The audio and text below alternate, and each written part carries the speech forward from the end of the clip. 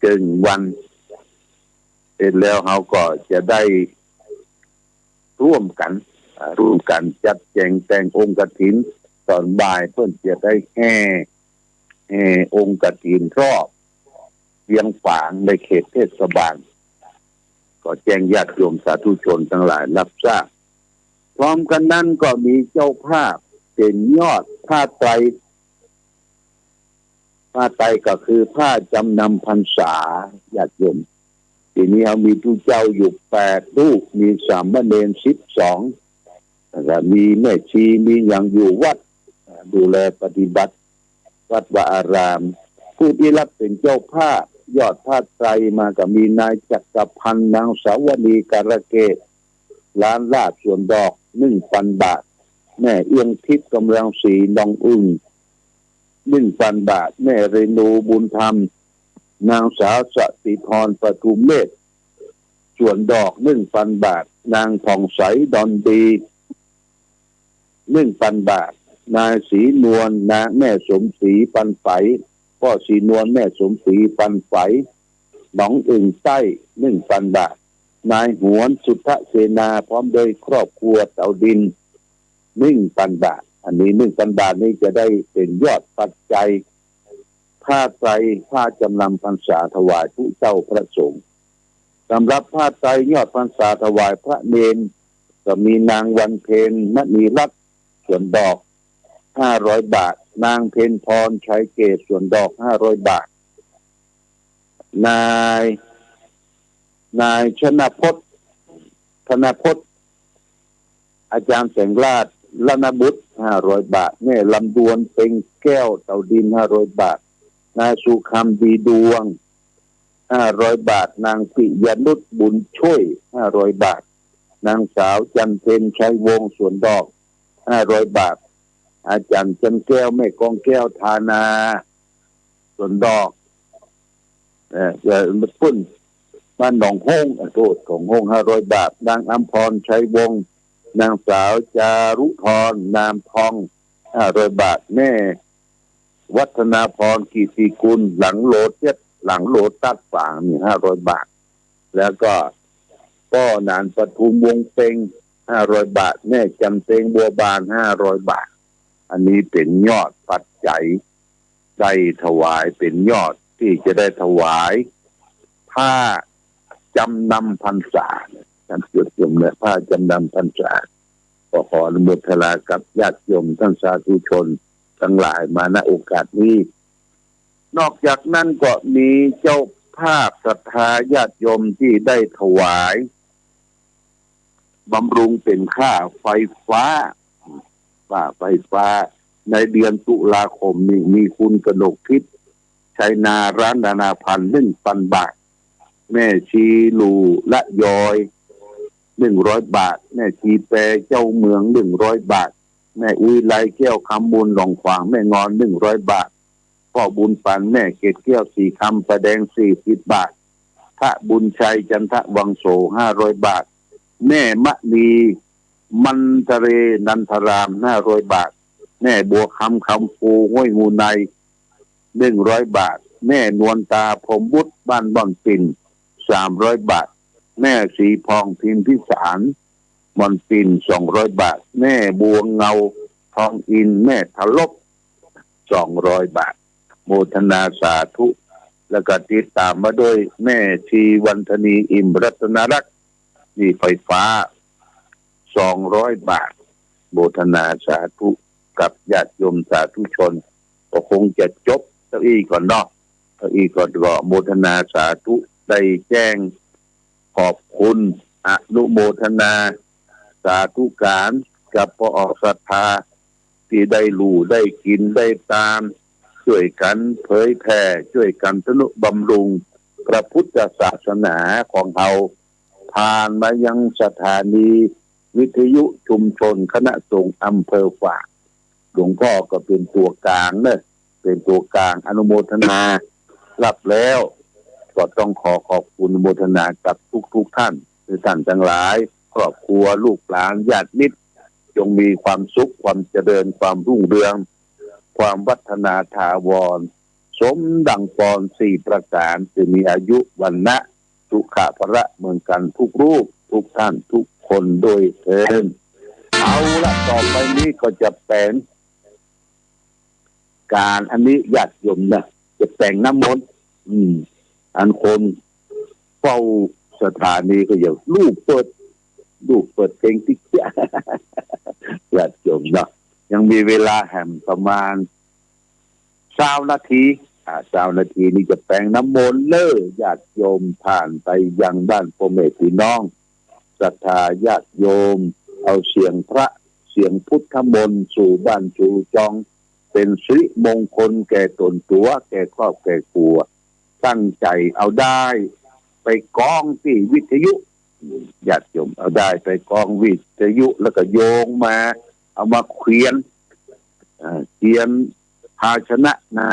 ำเป็นน้ำเป็นขวดเป็นน้ำภาชนะกาส่วนที่เขาจะเอาไว้อาบไว้สงก็เก็บไว้ให้ที่เนี่ยส่วนที่เขาจะเอาไว้ดื่มไว้กินก็เก็บไว้ในตู้เย็นห้อง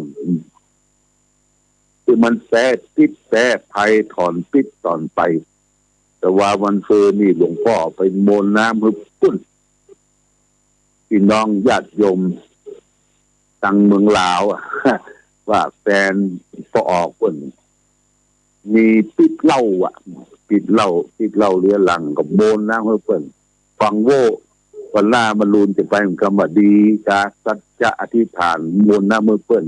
จะได้ผลได้ประโยชน์อย่างใดก็เอานามบัตรให้เปิดละเพิ่นจะแจ้งมาเหมือนกันเอาละต่อไปนี้ตั้งใจเลยญาติโยมตั้งใจรับน้ำมนต์เพื่อให้เป็นสิริมงคลแก่ตนแก่ตัวแก่ครอบครัวทุกวันศุกร์จะได้แต่งน้ำมนต์นะตั้งจิตอธิษฐานในโอกาสบัดนี้ปริตูนเมตังสเมตตาปตันตาอวิกิตาจิตตาปริตังวันนันตุสักเกกาเมจะรูเปคิลิติกาตเตจันตริเคอิมาเนทิเตละเตจะคาเมตลวนาคาเนเคหวัตุมิเคเต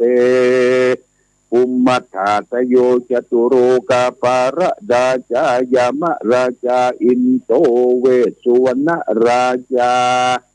อริยเมตไตโยโพธิสัตตาวกาทโยอริยสาวกาจะอุทุชนะกัลยาจะสัมมาทิฏฐิเยวะพุทเทปัสสนาธัมเมปัสสนาสังเคปัสสนาพุทเทสกลวาธัมเมสกลวาสังเคสกลวาอิโตทานะโตยาวะปรัมปราอิมัสสมิงตุจักวาริสุเทวตานังมุนิลวจนังสาธโวโนสุนันตุธรรมสวนาการุยัมภทันตาธรรมสวนาการุยัมภทันตาธรรมสวนาการุยัมภทันตาสัมมันตาจักวาเรตุอัตราคาจันตุเทวตาสัทธรรมังมุนิลาสัสสะสุนันตุสัคโมขะทังนะโมตัสสะภะคะวะโตอะระหะโตสัมมาสัมพุทธัสสะนะโมตัสสะภะคะวะโตอะระหะโตสัมมาสัมพุทธัสสะนะโมตัสสะภะคะวะโตอะระหะโตสัมมาสัมพุทธัสสะพุทธังสรณังคัจฉามิธัมมังสารนังกัจฉามิสังฆังสารนังกัจฉามิตุติยัมปิพุทธังสารนังกัจฉามิตุติยัมปิธัมมังสารนังกัจฉามิตุติยัมปิสังฆังสารนังกัจฉามิตติยัมปิพุทธังสารนังกัจฉามิตติยัมปิธัมมังสารนังกัจฉามิตติยัมปิสังฆังสารนังกัจฉามินะโมเมสัพพะพุทธานังตวัตติงสาวรักขันโน ตันหังกะโรมหาวิโลเมทังกะโรมหายะโสสะระนังกะโรโรกะอิโตที่ปังกะโลสุตินทะโลงกุนจันโดจันนะปะโมโคมังกะโลปุริสาสะโพสุมาโนสุมาโนทิโรเรวัตโตรัติวัตตันโนโสปิโตคุณะสัมปันโนอนุมาสเตจานุตโมปัตุโมโรกาปัจโจโตวาระโอภารติปัตุโมตโลสัตตะสาโลสุเมโตอากะปุกะโลสุจัตโตสัพพะโรกังโกปิญาสตินาลาสัพโพวัตตติกะโลนิโกธรรมะทัสสิตะโมโนโทติตันโตอาสมโมโรเกติโตจะวารังวโรปุตโตจะวโรปุตโตวิปัสสิจะอนุปโมสิกิสัพพะหิโตสัตตะเวสะโพสุขันธายะโกกะกุสันโตสัตตะวะโหโกนะกะมะโนละยัญจะโหกัสสะโพสิลิสัมปันโนโคตโมสักกายะปุงคโวอัตตวิสัตติสังฆาตาอิเมพุทธาบหิติกากาลุนาคุณสัมปันนาสัพพะโลกาปิปุจิตาเอเตทัสสะภาราพุทธาอุตตมะอากาปุกะลาเตปิสังฆกุณาอาสุงปิติเยอมมาตังปะตังเอเตพุทธาติตาจะมังคลาโหติสัพพตาทวิสัตติเมปุเตอาหังวันตามิสัพพตาเตสังยาเลนะสีเลนะขันติเมตตาภเลนะจะเตปิโนวโนรักขันตุอโรคายนะสุเขนันจะอาตาวิสติเนพุเตโยนะโรสะลานังกะโตกัปปานิสัตตะสหัสสานิทุกขติงโสนาคาสติอาตาวิสติพุทธปาริตังยานิทะพุตานิสัมมาคตานิภูมานิวายานิวะอันตลิเกสะเปวะพุตาสุมานาภวันตุอาโทปิสกัจจะสุนันตุปัสสิตังสัสสมาอิปุตานิสาเมตาสะเปเมตังกาโลกามนุสิยาปัจจายติวาจรโตจานันติเยปริมตัสสมาหิเนลคตะอปามันตายังกินชีวิตังอิตาวาหูลังวะสักเกสุวายังรัตตันังปณิตังนาโนสัมมังอาทิตตากตินาอิตัมปิพุเตรัตนังปณิตังเอเตนะสัจเจนะสุวันติอุตุขยังวิลังคังอมตังปณิตังทยัสสกะสักกายมุนีสมาหิโตนะเตนะธรรมเมนะสมาธิกินจิอิตัมติธรรมเมรัตนังปณิตังเอเตนะสัจเจนะสุวัตถุยัมพุทธเสโทปาลิวันนะเยสุจิงสมาธิบันนันตาลีกัญญมหุสมาธินาเตนะสมโมนาวิชติอิธัมปิธรรมเมลัตตันังปณิตังเอเตนะสัจเจนะสุวันโตเยปุคารา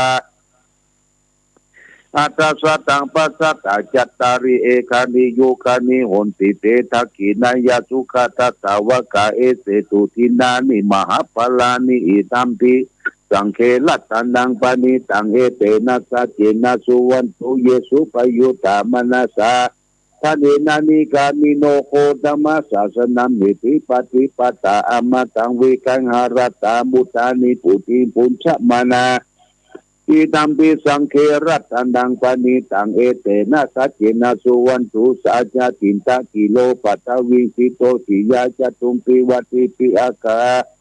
อากัมปะกะปิโยจตุมังสัพพุริสังวัฏามิโยอริยสัจจานิอเวสัพพสติอิตัมปิสังเครัตนังปณิตังเอเตนะสัจเจนะสุวันตุเยอริยสัจจานิหิปะมยันติคัมปิละปัญเยตาสัญเยนะสุเตติสาติกินจาปิเตโหติสุปมัตตานัตเตภวังอัตตมัทธาดิยันติอิตัมปิสังเครัตนังปณิตังเอเตนะสัจเจนะสุวันตุสาตวัตตาทัตนังสัพพทายะยะตตุธัมมาสหิตาภวันติสกยติติวิจิกิจันจสิลปะตังบัพพิทยติกินจิจตุปา เยหิวาวิปโมโตจะอาจาทิปทานิอัปปโภกตุงิตัมปิสังเคลัตตันังปณิตังเอเตนะสัจเจวสุวัตติโหนโตกินจาปิสุขัมมังกะโลทิปาปะกังกาเยนะวาจายะอุตเตสัตตาอาปาโตสุตัสสะปฏิชญาจะอาปาปะทาทิตาปัฏฐาตาอุตาดิอินัมปิสังเคลัตตันังปณิตังเอเตนะสัจเจนะสุวัตติโหนโตวันนะปะคุมเปยะถาพุทธติตาเขกิมามนาเสปตมิตมิงคิเมปตุปะมังสัมมะวรังอเทสยินิภาคมิงปรมัง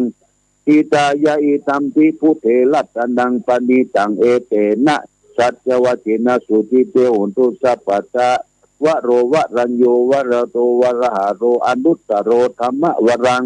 อาเทสยิอิตัมปิพุเทลัตตนังปณิตังเอเตนะสัจจินะสุวันโตขีนังปุลานัง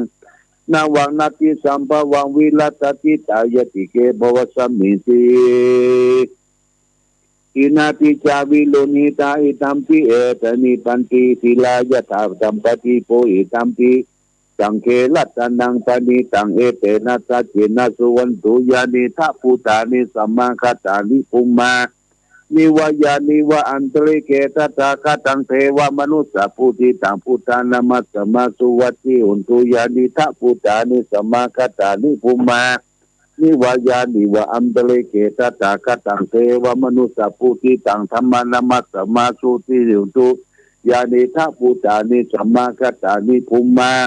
นิวายานิวะอันตริเกตตาคตังเทวมนุสสะพุทธิตังพุทธสังฆสมัสสมาสุวัตติอุนโตรัตนะสุตัง